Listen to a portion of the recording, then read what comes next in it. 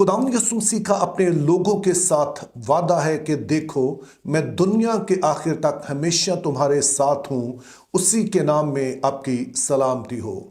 बहुत सारे मसीहों का मानना है कि जब हम यीशु मसीह पर ईमान ले आते हैं, अपनी ज़िंदगी उसे दे देते हैं, तो उसके बाद हमारे लिए मुश्किलात कोई ज़्यादा नहीं होती हैं या फिर खुदा हमें मुश्किल में पड़ने नहीं देता है। तो ये एक गलत तस्वुर है, क्योंकि बाइबल मुक़द्दस हमें वाज़े तौर पर बताती है कि हम जिस दुनिया में रह रहे हैं ये गिरावट का शिकार है, ये उस हालत में नहीं है जिसमें खुदा ने इसे बनाया था। तो यही सबब है कि चाहे कोई भी हो, ईमानदार हो या गैर ईमानदार हो, सभी मुख्तलिफ तरह की मुश्किलात से गुजरते हैं। तो आज की वीडियो में हम इसी मौजू पर बात करेंगे और इसराइल के बेयाबानी सफ़र से देखेंगे कि खुदा ने किस तरह से उनकी ज़िंदगी का ये जो एक मुश्किल फेज़ है, इसको अपने जलाल के लिए और उनकी भलाई के लिए इस्तेमाल किया। तो अब आइए हम 3 वजूहात पर गौर करेंगे और उसके लिए मैं 3 आयात आपके लिए पढ़ूंगा। तो आइए सबसे पहले जो आयात हम पढ़ेंगे ये खुरूज की किताब, उसका 13वां बाब और उसकी 17 और 18 आयत है, जिसमें कुछ यूं लिखा है। और जब फ़िरौन ने उन लोगों को जाने की इजाज़त दे दी तो खुदा उनको फिलिस्तियों के मुल्क के रास्ते से नहीं ले गया, अगरचे कि उधर से नज़दीक पड़ता, क्योंकि खुदा ने कहा ऐसा ना हो कि ये लोग लड़ाई भड़ाई देखकर पछताने लगे और मिस्र को लौट जाएं। बल्कि खुदा उनको चक्कर खिलाकर बहरे कुलसम के बियाबान के रास्ते से ले गया। अब अगर आप बाइबल मुक़द्दस को पढ़ने वाले हैं, आप बाइबल मुक़द्दस का मुताला करते हैं, तो आपने इस बात को नोटिस किया होगा कि मुल्के कनान में जब भी काल पड़ता तो कनान के लोग, चाहे वो मुक़द्दस अब्राहम हो या उसके बाद हम देखते हैं मुक़द्दस याकूब यानी कि जो इसराइल है, उनके ख़ानदान को देखते हैं, तो वो मिस्र में चले जाते थे। और उसकी वजह ये थी कि मिस्र काफ़ी ज़रखेज़ था, वहाँ पर दरियाए नील बहता था, जबकि जो मुल्के कनान है उसमें एक छोटा दरिया बहता था, दरियाए यरदन। तो उसका भी इन्हसार जो था वो इस बात पर होता था कि बारिशें कितनी होती है, बर्फबारी होती है, तो फिर उसमें पानी आता था। तो इसलिए कनान से मिस्र को जाना, मिस्र से कनान की तरफ जाना, ये एक आम बात थी। और यहाँ पर एक बड़ा ही एक मशहूर राह बनी हुई थी जिसको समुंदर की राह कहा जाता था। तो जब खुदा ने बनी इसराइल को मिस्र से निकाला तो जो आसान रास्ता था वो यही था जो कि इंटरनेशनल रूट के तौर पर इस्तेमाल होता था। लेकिन इसमें 2 बड़े मसले थे। पहले नंबर पर तो इस राह पर फ़िरौन ने मुख्तलिफ जगह पर अपनी फौजी चौकियां बना रखी थी। और इसके अलावा जब इतनी बड़ी तादाद में लोग किसी भी रास्ते से गुजरते तो रास्ते में जो दूसरी कौमें भी होती वो भी जाहिर है कि वो खतरे का महसूस करती, वो भी जंग के लिए आकर सामने खड़ी हो जाती। और बनी इसराइल जो कि समझे कि कई दहाइयों से वो वहां पर गुलाम हैं, उन्हें सिर्फ एक काम आता है, ईंटें बनाना, जिसकी वजह से आप उनकी जहनी हालत को, उनकी नफ्सियात को भी समझ सकते हैं कि वो कुछ बड़ा करने का सोच भी नहीं सकते हैं। वो फ़िरौन की फौजों से वो वैसे डरते हैं। तो खुदा ताला इस बात का फैसला करते हैं कि अभी मैं इन्हें इन फौजों का सामना करने नहीं दूंगा, क्योंकि अभी ये इस बात के लिए तैयार नहीं है। ऐसा ना हो कि यहाँ पर जब अब सामने कोई फौज आ जाए तो ये डर कर पीछे ही भाग जाएं। तो इसलिए खुदा ताला उनको एक दूसरे रास्ते से लेके जाते हैं जो बियाबान में से होकर गुजरता है। तो अब बनी इसराइल को बियाबान के एक मुश्किल सफर से गुजरना है, ताहम ये मुश्किलात उससे बहुत कम हैं जो कि उन्हें वहां पर फेस करना पड़ती अगर वो दूसरे रास्ते से जाते, कि जहां रास्ते में फ़िरौन की फौजी चौकियां भी हैं और वहां पर दीगर कौमें भी जो है इनको रोकने के लिए तैयार बैठी हैं। और बनी इसराइल अभी तैयार नहीं है, एक नेशन के तौर पर वो सिर्फ ईंटें बनाने वाले हैं, वो वहां पर सिर्फ गुलामों की तरह है, उनकी सोच अभी इतनी डेवलप नहीं है, ईमान इतना बड़ा नहीं है। तो खुदा इन सब चीज़ों से बचाने के लिए उन्हें बियाबान से ले जाता है। तो ये पहला सबक है, ये पहला असूल है जो हमने समझना है कि बहुत दफ़ा जब हम पे मुश्किलात आती हैं तो हम सिर्फ उन मुश्किलात को देख रहे होते हैं, हमें उन बहुत सारी मुश्किलात का पता नहीं होता है जो कि दूसरी सूरत में पैदा हो सकती हैं। तो इसलिए खुदा अपने लोगों को बाज़ मुश्किलात में से इसलिए गुजरने देता है ताकि वो बड़ी मुश्किलात से बच सकें। लेकिन चूंकि हम इंसान हैं, हम उतना सा ही देख पाते हैं जितना हमें नजर आ रहा है, और बहुत सारी चीजें हमारी आंखों से ओझल रहती हैं। लेकिन हमारा खुदा चूंकि सब कुछ जानता है, वो सब कुछ देखता है, वो उन चीजों को भी देख सकता है जो कि अभी हमें नजर नहीं आ रही हैं। तो इसलिए बाज़ औक़ात ऐसा होता है कि खुदा हमें किसी छोटी मुश्किल में से गुजरने दे ताकि हम बड़ी मुश्किल से बच सकें। तो दूसरा असूल समझने के लिए आइए हम गिनती की किताब उसका 11वां बाब और उसकी 5 आयत पढ़ेंगे, जिसमें कुछ यूं लिखा है, हमको वो मछली याद आती है जो हम मिस्र में खाते थे, और हाय वो खीरे और वो खरबूजे और वो गुंदने और प्याज और लहसुन। अब आप ज़हन में रखिए कि हमें बताया गया है कि जब बनी इसराइल मिस्र में थे, वहां पर गुलामी के सबब से वो आहें भर रहे थे, तो इस बदतरीन सूरत हाल में से खुदा ने उन्हें निकाला है। लेकिन अब जब एक दूसरी मुश्किल में पड़े हैं, यानी कि बेआबान की मुश्किल में पड़े हैं, तो वहां पर उन्हें आम जो खाने की चीजें हैं जो वहां पर उन्हें मुयस्सर थी वो याद आती हैं। तो यहां पर एक बड़ा अहम असूल हमें मिलता है, बड़ा अहम सबक हमें यहां पर मिलता है कि बहुत दफा होता यह है कि कई तरह की बरक़ात हमारे आसपास मौजूद होती हैं जिनकी हम कभी फिक्र भी नहीं करते हैं, परवाह भी नहीं करते हैं।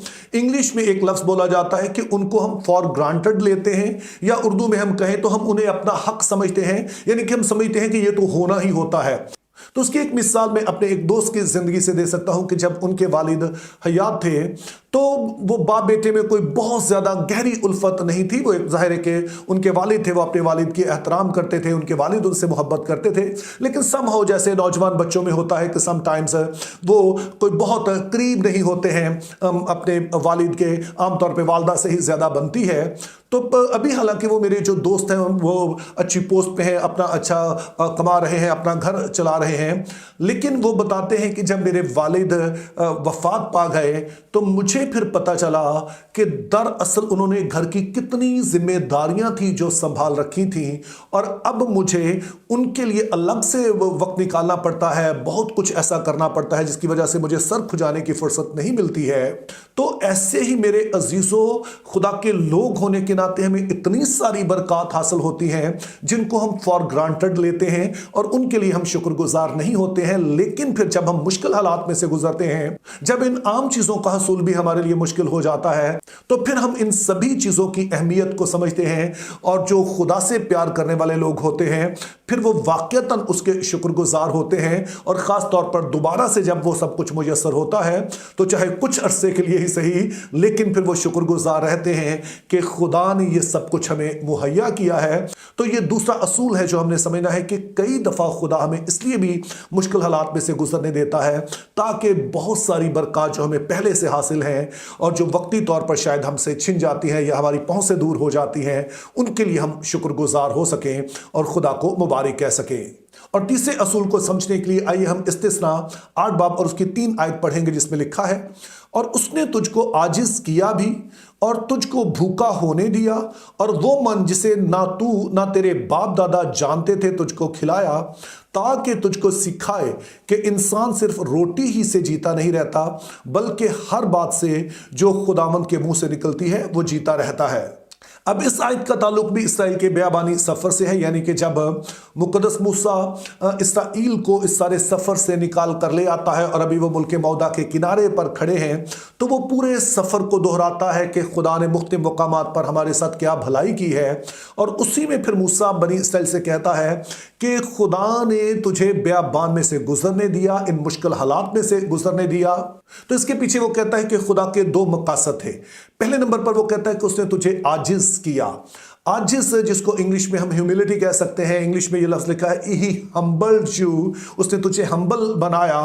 तो जो आजिज़ी, इंकसारी, हलीमी है, इसका जो उलट होता है वो फ़ख्र होता है, घुमंड होता है। और घुमंड और फ़ख्र से मुराद होता है कि जब हम अपने आप को समझते हैं, हम समझते हैं कि हम सब कुछ करने के काबिल हैं, हमारी ताकत पर हमारा भरोसा होता है, हमारी हिकमत पर भरोसा होता है, हमारे वसाइल पर हमारा भरोसा होता है। इसका जो उलट है वो हलीमी, इंकसारी, आजिज़ी है।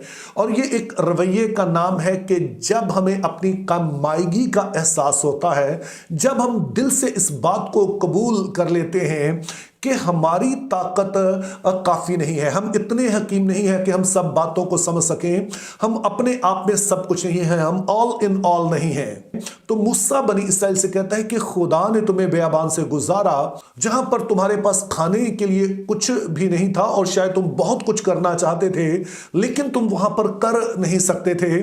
तो खुदा ने तुम्हें दिखाया कि इंसान सब कुछ नहीं कर सकता है। ऐसी सिचुएशन होती है कि जहां पर वो बेबस होता है, तो ये खुदा ने तुम्हें सिखाया है, तुम्हें आजिज बनाया है। और फिर मूसा कहता है कि खुदा ने फिर तुम्हें दूसरा सबक ये सिखाया कि जहां पर इंसान बेबस हो जाता है, जहां पर हम कुछ नहीं कर सकते हैं, वहां पर हमारे पास कोई चारा नहीं रहता है कि हम खुदा पर भरोसा करें।